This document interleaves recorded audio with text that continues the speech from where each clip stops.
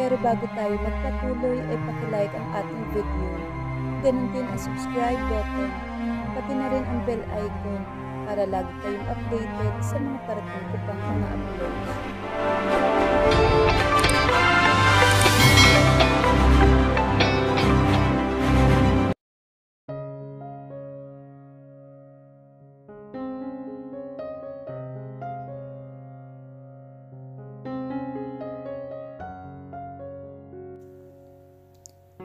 Naramdaman ko ang haplos sa aking balikat, kaya napabaling ako para tingnan si mama na nakadungaw ngayon sa aking ginagawa. Ayaw ko mang manatili sa bahay kaya nagdala ako ng trabaho sa gagawin.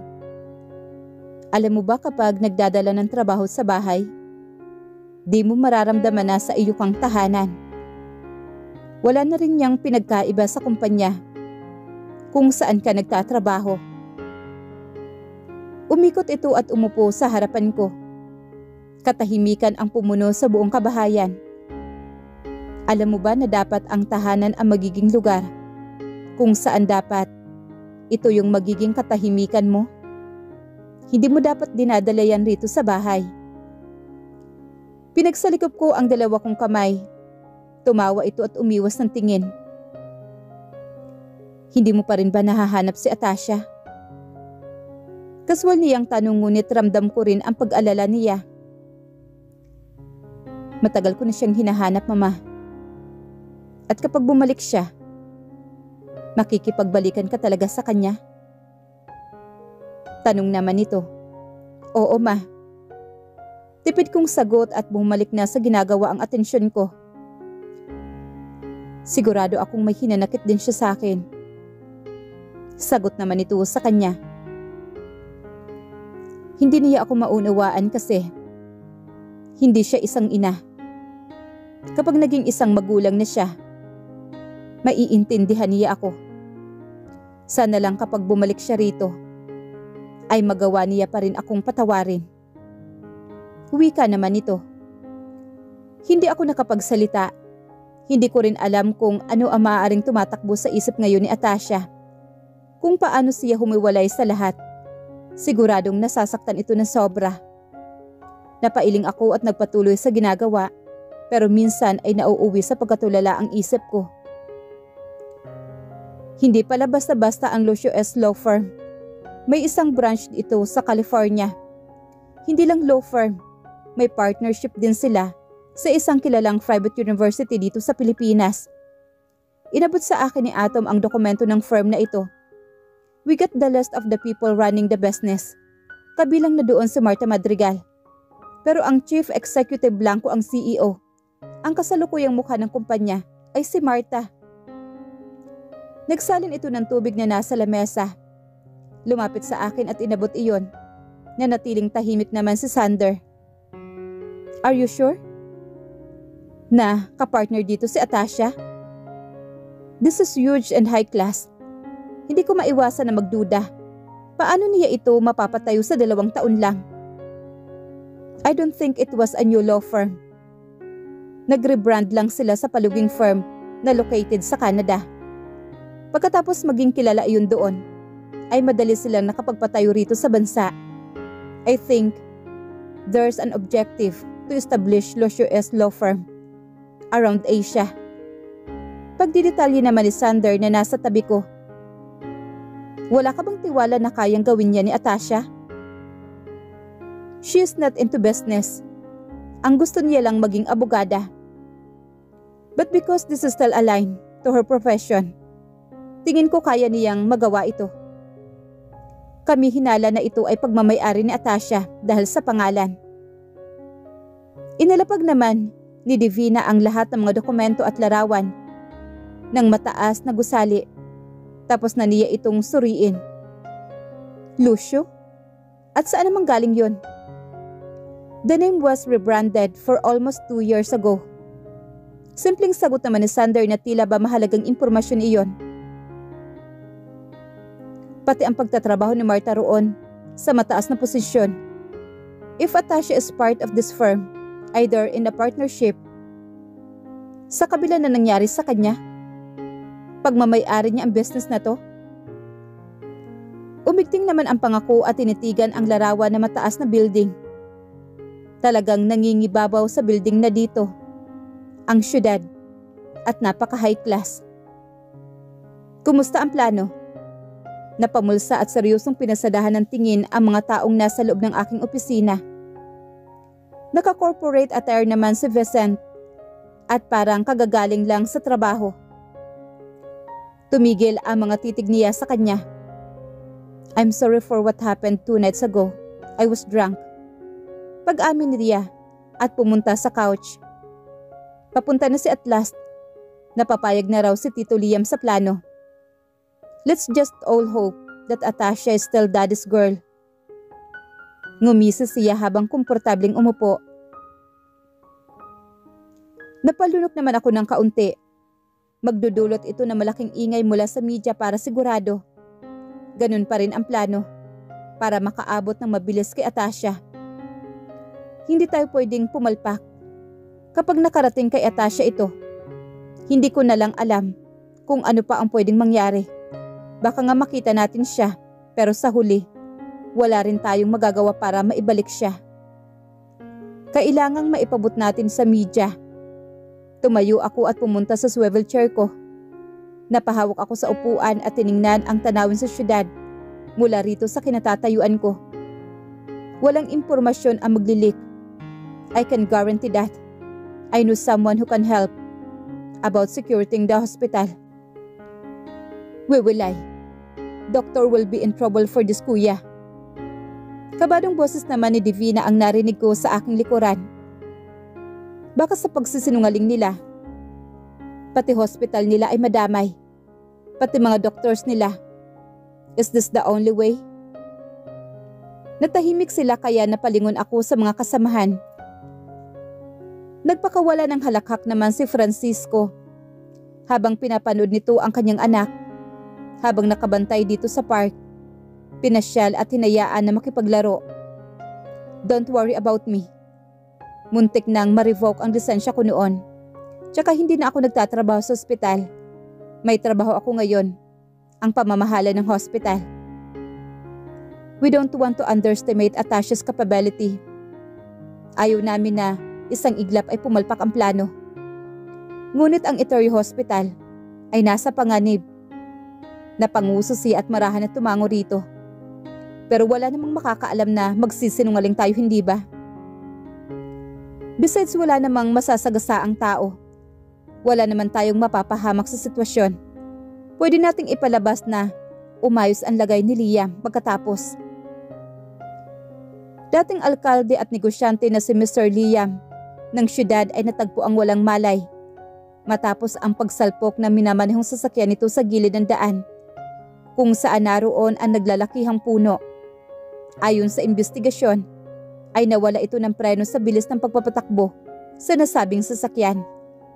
Nagtamo ng iilang sugat ngunit ikinababahala ngayon ng pamilya ay ang severe head injury. Dahilan para ngayon ay wala pa ring malay ang dating alkalde. Ayon sa Etorio Hospital, nasa ilalim ng pagsusuri nila si Mr. Liam Florendo at ito ay kasalukuyang comatose. Kinagat ko ang labi ko habang ang dalawang kamay ko ay nakapatong sa baywang ko. Napalunok ako ng mariin at nag-igting ang pangako. Sinusubukan namin ang aming makakaya. Umaasa ako na ito sa wakas ay gumagana. Good luck sa atin, guys. Narinig kong bulong naman ni Atom na nagtataka. Lahat kami ay nakatingin sa malaking flat screen sa TV. Make sure no visitors will be allowed inside except for the family. I commanded my men. At siguraduhin ninyong mababantayan niyo ng maayos ang bawat pagpasok sa ospital. Naging maayos ang lahat dahil kay Francisco.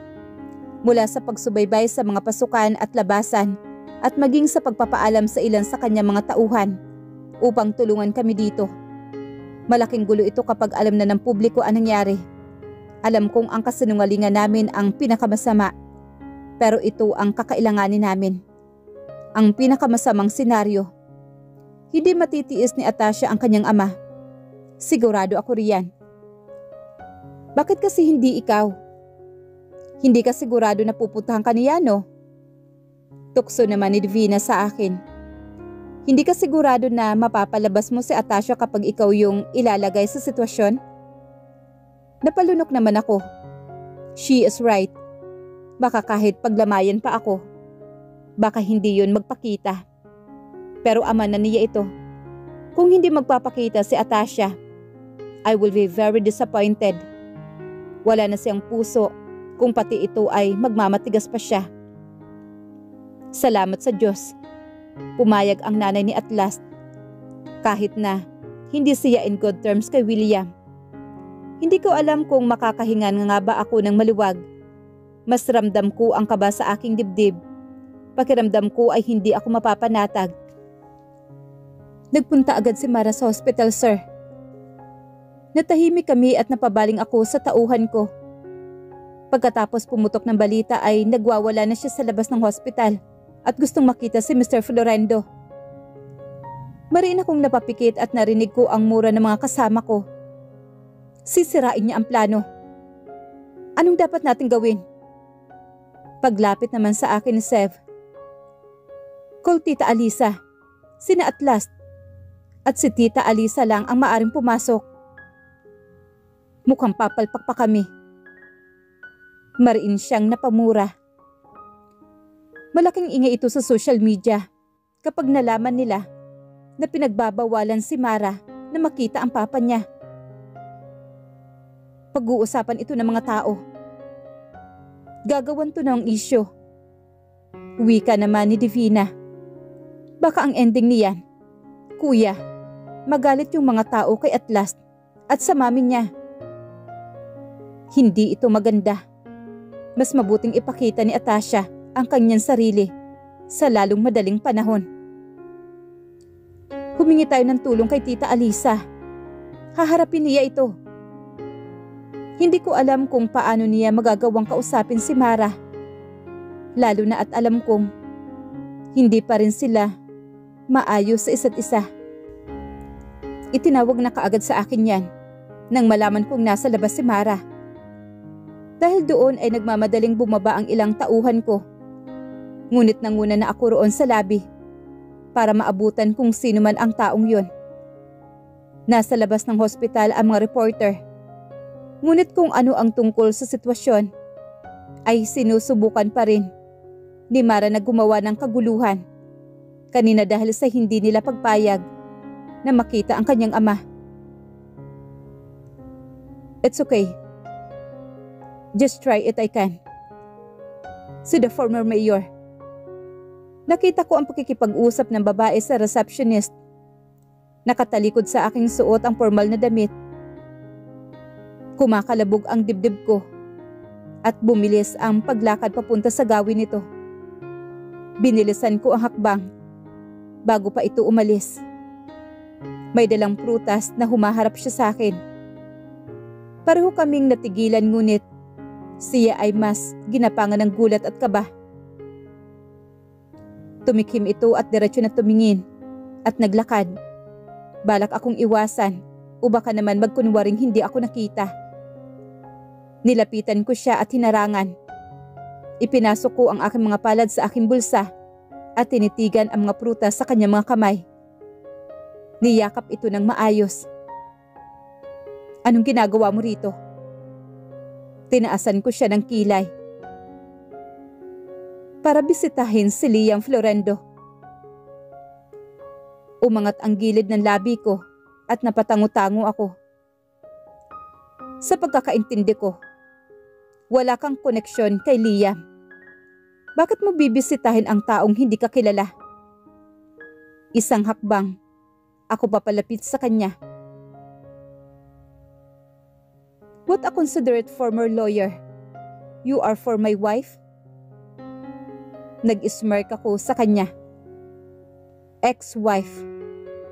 Diin naman ni Martha namang may mapaglarong ngiti sa mga labi nito. Nawala ang ngisi sa labi ko at rumiin ang titig dito. Dahil anong gagawin niya rito kung hindi na sila nag-uusap, hindi ba? Wala kaming sinabi na pamilya lang ang pwedeng bumisita. Hindi namin iyon sinabi sa publiko para makita namin kung sino ang pupunta rito. para malaman namin kung kahit palihim ay magpapakita si Atasha. Pero ang pinadala niya ay itong si attorney. Maybe to get an update kung ano man ang kondisyon ni Liam. Ngayong wala siyang makukuhang update o impormasyon, kung hindi ka rin bahagi ng pamilya, hindi ka pwedeng pumasok. Umayos ako ng tindig. Kahit delikado na ang buhay ni Liam, ay ibang tao ang pinapunta ni Atasha rito. Para saan? Para masigurado kung delikado ba talaga ang lagay ng kanyang ama bago siya pumunta. Ayaw namin pagpiyastahan ng mga reporter si Liam. Hindi ko alam na malapit ka pala sa kanya. Ako ang nag-alaga sa kanya. Yun ang totoo. Simula nang umalis si Atasha. Dagdag ko at hindi kumurap o inalis ang tingin sa kanya para mabantayan ang reaksyon nito. By the way, nanatili ito sa kanya na nakatitig lang ang mga mata. Magaling nga talaga ito at hindi agad maloloko. And how about you? Hindi pa kayo formal na nagkikita ni Liam Florendo. Inilabas ko ang labi ko at ngumiti ng nakakaloko sa kanya. Anong ginagawa mo dito? Tanong ko sa mahinahong tono ng boses ko. Hindi agad ito nakasagot. Tila ba gulat na gulat ito. Napalunok ito kahit na natili ang pagiging kalmado at kawalan ng reaksyon. Nandito ako para makita sana si Atasha. Pero balita ko, hindi pa siya bumibisita. Hindi ko alam na pamilya lang ang pwedeng bumisita. Mariing wika nito. Hindi pa. Gusto mo bang maglaro? Pagkatapos ay bibigyan kita ng magandang laro.